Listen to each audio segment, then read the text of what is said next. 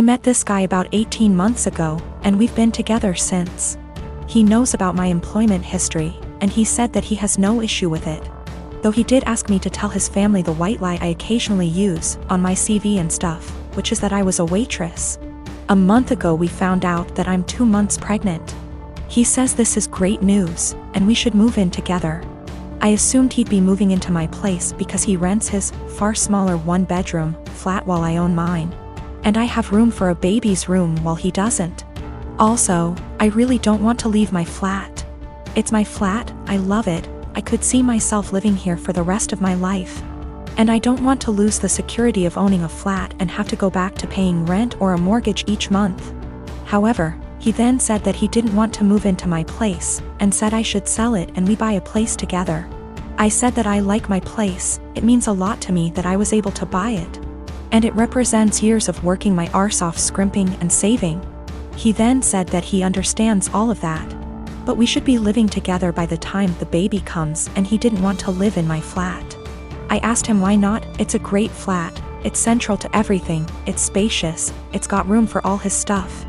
There's a daycare in the building, run//owned by another tenant, and a school 5-minute walk away, the list goes on. And he said that he didn't want to live in a flat that was bought with stripper money. That really pissed me off, and I told him no. Why am I selling my flat, and that he never had an issue with my stripper money paying for this flat before now? I said I wasn't giving up the security of owning a home for someone who tries to make me feel ashamed about something I don't feel ashamed of. He said that his point is if I sold the flat then we could get a new place with the money from the sale. I said, wouldn't that still be stripper money? And he said that's different, and I asked how. He then said he was going back to his place because I can't talk to you when you're in this state. He's gone back to his flat now, and he's texted me saying I'm overreacting / irrational, and I need to think of this realistically, rather than emotionally. He says he wouldn't feel right raising a child in my flat knowing how I purchased it, and selling back / moving is the best idea of all of us, not to mention the fact he isn't on the deed because it's my place and it would never feel like our place because of this. I feel I might be the arse because I get why he might feel like it's just my place, and I feel I'm being too rigid in a time we need to work together. Plus I spoke to my sister and she sided with him, so 2 out of 3 people think I'm in the wrong here. I dumped him.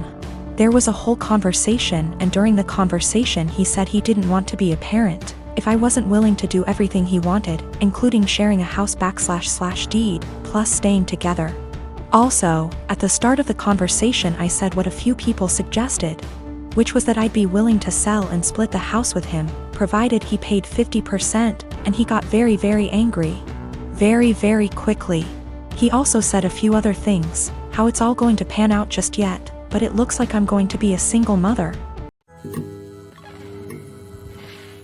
About 5 years ago my now estranged daughter, Edie, cheated on her boyfriend, Brad, and got together with a guy, Ken. He quickly started isolating her from family and my husband and I from her kids. Brad had moved back to his home state devastated after the breakup. I discussed red flags / her. I let her know we are here for her and concerned. Her and Ken suddenly took off and moved to another state.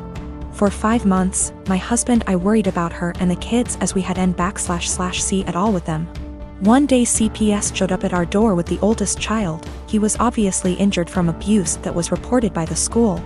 We had no idea they had moved back to the area. We agreed to take them in.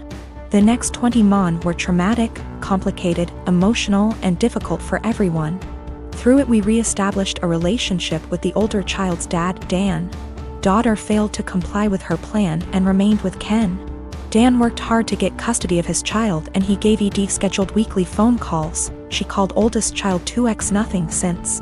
We agreed to permanent custody of youngest. In the process, I put aside the hurt Edie caused and agreed to scheduled weekly phone calls and supervised visits in person when schedules allowed. Legally, any or no contact is at my sole discretion. Ken was not allowed to interfere back / attend. Edie quit calling back / scheduling visits after 3 months. I reset the call schedule to 1 XEA mon. No calls. 6 months later she calls and wanted me to drop everything for a visit the following day. I couldn't because I had to go back to work. Calls stopped again. She left Ken, has a new BF. I know nothing else about her life / whereabouts.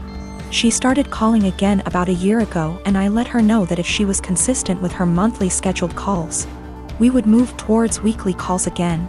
She called 2 months in a row, skipped a couple months, then called 2 more months in a row. Last one happened to be night before child's birthday. She asked him what he wanted for his birthday. He said a call from her. The next day, as he blew out candles, he said, "My mom is gonna call now."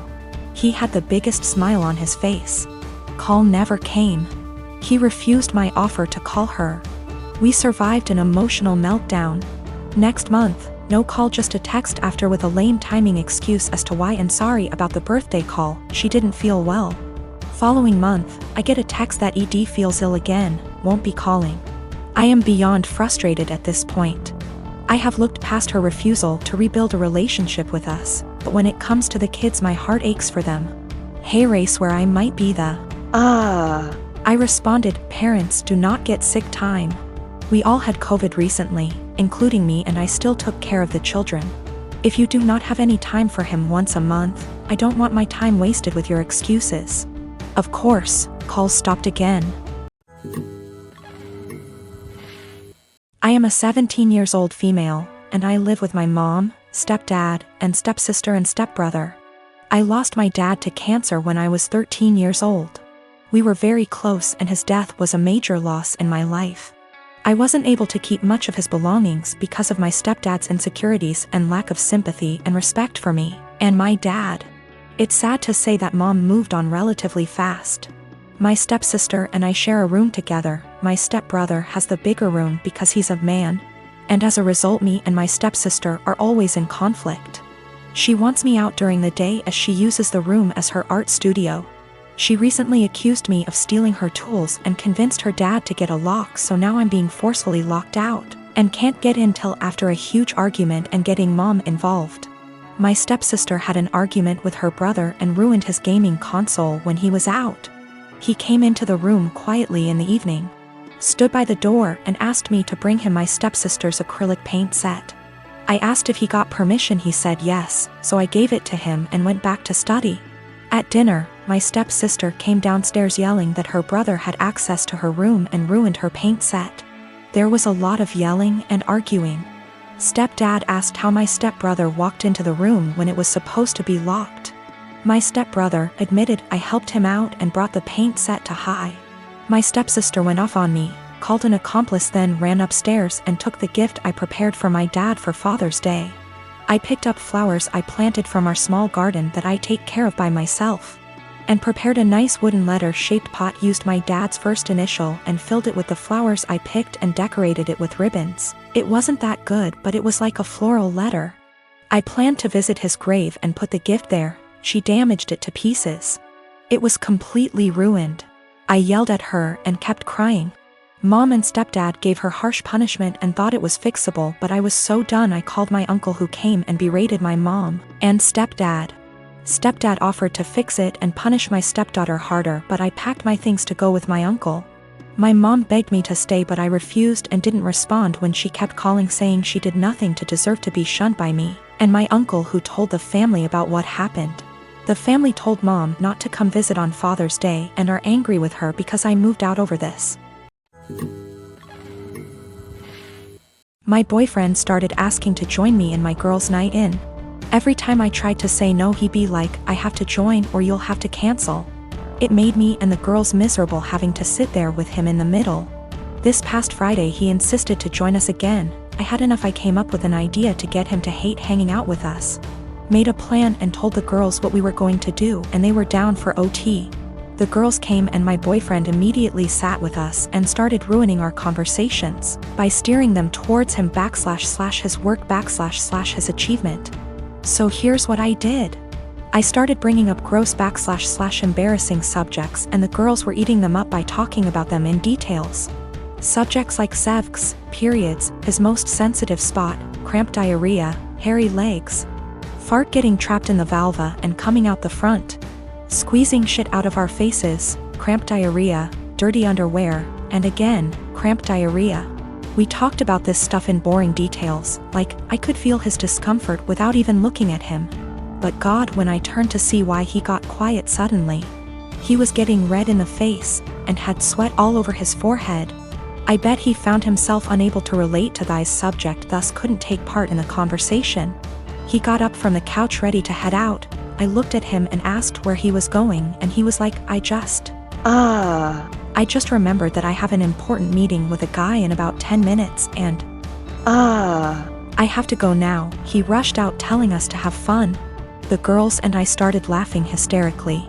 He came home and berated me, saying I made him feel uncomfortable / sick with the horrible subjects I kept bringing. I said, what you talking about? This is the typical stuff girls talk about all the time, but he insisted I made him upset and caused him to leave. He declined to speak to me and been quiet since then.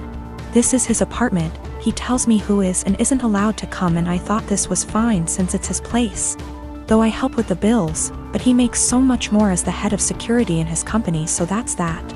I just can't believe how dense and blind I've been to his negative ways. He's still giving me the silent treatment, and I've decided it's just a lot to take. And so I'm temporarily moving in with one of the girls and will now be definitely reconsidering few things.